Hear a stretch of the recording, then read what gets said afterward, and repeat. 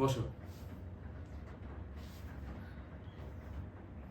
তোমাকে অনেকদিন ধরে একটা কথা বলার ইচ্ছা ছিল মা, কিন্তু জীবনের দৌড়ঝাঁপ, অফিস কাচারি, ভুলেই গেছিলাম। মা, তুমি আছো বলেই না আমি নিজেকে ভাগ্যবান মনে করি।